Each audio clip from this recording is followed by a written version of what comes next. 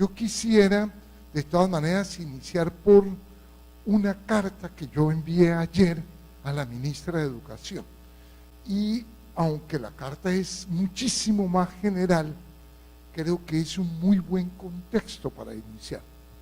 Entonces, la carta con la que voy a iniciar dice así: querida María Victoria, recibe un cordial saludo de mi parte y una felicitación por tu nombramiento.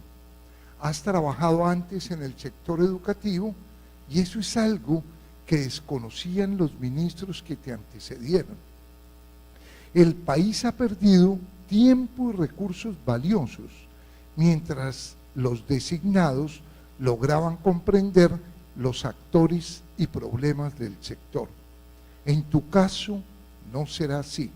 Tienes conocimiento y experiencia, pues dirigiste Empresarios por la Educación y asumiste la secretaría en Bogotá. Es un activo valioso a tu favor. Recién nombrada como secretaria, consultaste a diversos pedagogos y actores del sector. Te acompañamos en la elaboración del plan de desarrollo. Nos reunimos con los rectores y trabajamos con tu equipo de currículo. Fue una interesante experiencia, aunque al final el balance es incipiente y Bogotá no logró consolidar la revolución pedagógica que se venía gestando tiempo atrás. Las tareas en educación requieren más tiempo, compromiso y decisión. El presidente Duque ha delegado en ti la dirección de la educación del país. Es una de las tareas más importantes en estos momentos, ya que tendrías que liderar el cambio cultural que con urgencia necesitamos para consolidar la paz, impulsar el desarrollo y reconstruir el tejido social. Si en realidad queremos que la educación nos ayude a disminuir las brechas sociales, tienes en tus manos una misión trascendental. Por el contrario, hasta ahora, dada la muy baja calidad de la educación pública, la educación ha ensanchado las brechas sociales. Así pues, ha cumplido un propósito contrario al que fue creada. Como lo conocemos todos los maestros en el país, el programa educativo presentado por Iván Duque fue el más débil de todos los que se discutieron en la pasada campaña presidencial. Ambos sabemos que careció de un diagnóstico del sector y, por tanto, de ideas para enfrentar los graves problemas de calidad y equidad que de tiempo atrás lo aquejan. Cuando el candidato se refirió públicamente al tema, generó generalizado rechazo y resistencia entre los maestros y pedagogos.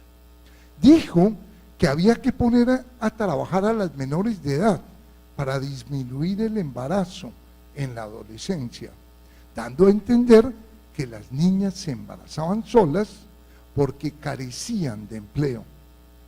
Planteó que había que retornar a las clases de urbanidad, como si en el pasado estuviera la solución a los problemas presentes.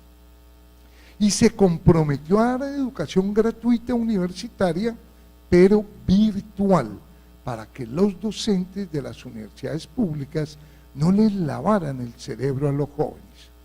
Por eso, aunque a los políticos siempre les piden que cumplan lo que prometieron en campaña, en este caso especial hay que pedirle al nuevo gobierno que tenga poco en cuenta lo que prometió y que convoque al país para que de manera conjunta se vuelvan a pensar los problemas y las soluciones de la educación. Esa es la tarea que tienes enfrente. Liderar la convocatoria. Tiene las condiciones para hacerlo, pero para tener éxito hay que estar dispuesto a abandonar las pobres promesas de campaña. De no hacerlo, podríamos perder otros 4 años para hacer la revolución pedagógica una y otra vez aplazada en el país. Ya lo dijo brillantemente Carlos Vasco, el coordinador de la Comisión de Sabios. La llamada revolución pedagógica durante los 2 gobiernos de Uribe no fue ni revolución ni pedagógica. Hoy seguimos en deuda. Sería imperdonable repetir la historia. Conocer el sector es una condición inicial para ser ministra, pero no basta con ello. Hay que estar en capacidad de liderar las grandes transformaciones que se requieren. Una deuda histórica con las nuevas generaciones y con el país que se nos está volviendo impagable. Los problemas del sector son muy complejos. Los ministros han dado palos de ciego, intentando infructuosamente resolverlos, y equivocadamente han creído que en el cemento y en la extensión de la jornada está la solución a problemas ligados con los modelos pedagógicos, el currículo y la equidad. Obviamente, no lo resolveremos haciendo lo mismo que han hecho quienes te antecedieron. Los niños del campo y de sectores populares no tienen educación inicial, y cuando logran recibirla, está desarticulada el sistema y es de muy baja calidad. En Bogotá fuiste muy receptivo al tema, pero a nivel nacional también sabemos que sistemáticamente el Estado ha incumplido con lo establecido en la Ley General de Educación en 1994. 3 años de educación inicial para todos. El reto es garantizar el derecho que les asiste a todos los niños a tener una educación inicial de calidad durante por lo menos 3 años y que esté articulada al sistema. Es posible, tal como han demostrado muchos países en América Latina. Es cuestión de voluntad política. Me pregunto si la tiene el gobierno que te nombró. En educación básica, el problema de la calidad es más grave de lo que creen la mayoría de los colombianos. Hoy en día, los niños y jóvenes no aprenden a pensar con argumentos, a convivir aprovechando las diferencias, a leer o escribir de manera crítica e independiente. La solución es relativamente sencilla, pero exige 2 medidas que ningún ministro ha querido tomar.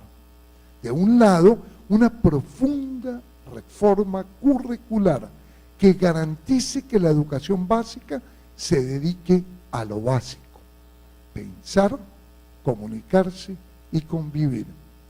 De otro, que se transforme por completo la actual formación de maestros. Estas 2 reformas implican tensiones con las universidades y los docentes e ideas nuevas en pedagogía que han sido por completo desconocidas por los exministros. Quien quiera mejorar la calidad tiene que estar dispuesto a asumirlas y a pensar de manera mucho más creativa que sus antecesores.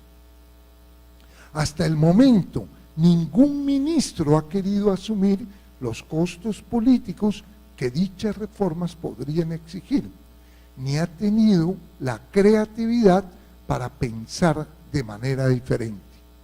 Me pregunto si en tu caso estás dispuesta a hacerlo. En educación superior, si continúa lo que hizo Juan Manuel Santos con su programa Serpi lo paga, su defensa de los subsidios a la demanda, si desconoces el acuerdo por lo superior y si sigues debilitando la inversión en ciencia, llenarás las calles de jóvenes y destruirás miles de esperanzas. En investigaciones que he desarrollado en Bogotá, he encontrado que el 96% de los jóvenes de estrato 1 aspiran a ingresar a la educación superior. No obstante, la vida es muy cruel y solo lo logra el 10%. Los jóvenes colombianos no aceptarán que se convierta en política de Estado el programa Serpi lo paga.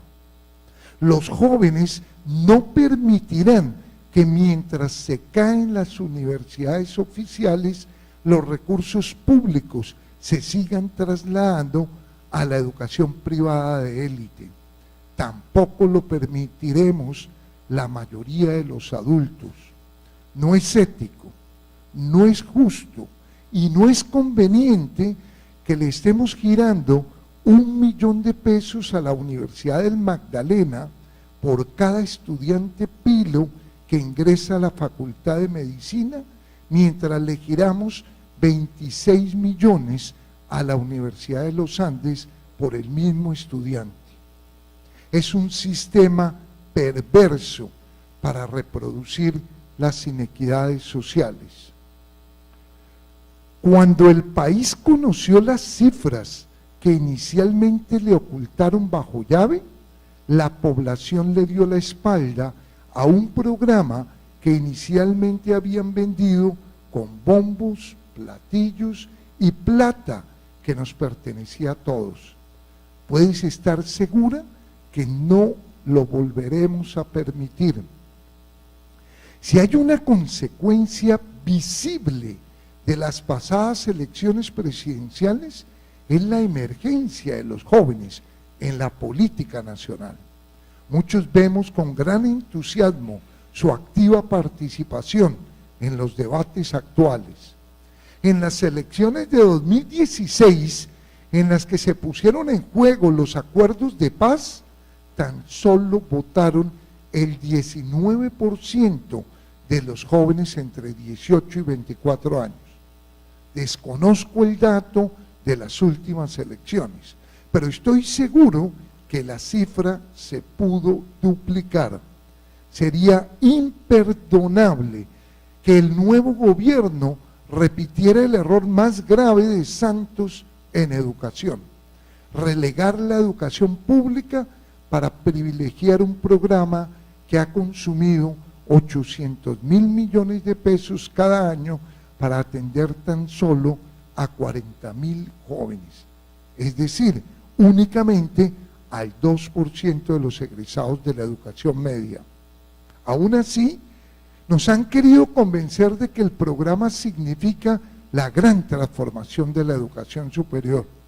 No por casualidad, todos los demás candidatos dijeron en campaña que lo acabarían o lo reformularían por completo. Espero que con humildad y por el bien del país reconozcan que todos los demás candidatos no estaban equivocados. Estaremos muy pendientes de que el Plan Decenal de Educación 2017-2026 sea incorporado en el Plan de Desarrollo del sector. Velaremos porque se cumpla con lo que los colombianos decidimos que serían los 10 desafíos principales que deberían enfrentar el país en materia educativa. A varios de ellos me he referido. Vigilaremos que se siga asegurando el derecho a la educación y que se impulsen las transformaciones pedagógicas en la formación de docentes, el currículo y el modelo pedagógico, tal como quedó establecido en el Plan Decenal. Si esa es la ruta que decides tomar, miles de maestros acompañaremos tu gestión. Si por el contrario el gobierno y tú deciden continuar con la estigmatización de la universidad pública, los programas de subsidio a la demanda y el abandono de la calidad en la educación inicial, y dejan de lado la necesaria transformación de las facultades de educación, te aseguro que serán unos días muy duros para ti. pero especialmente duros para el país, para el desarrollo nacional y las próximas generaciones. Reitero mis felicitaciones, un acuerdo y un Consejo Nacional serán condiciones para construir la política pública de largo aliento que necesitamos para enfrentar de manera novedosa los viejos problemas. Por el bien del país, ojalá te animes a liderarlo en conjunto con todas las fuerzas políticas y sociales de Colombia. De lo contrario, seguiríamos perpetuando la baja calidad de la educación y, por tanto, la inequidad. Con profundo aprecio, Julián de Zuviría.